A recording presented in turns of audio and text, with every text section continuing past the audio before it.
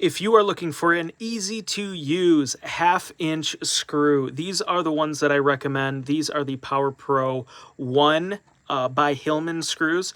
This is the size of the screw here, and it comes in this case. I've used a ton of these guys because they work super well. The case is kind of cool because it comes with 2 different ways that it clips closed, so you don't have to worry about these accidentally spilling everywhere. When you're not using them, you can clip it like that. They're not going to spill at all.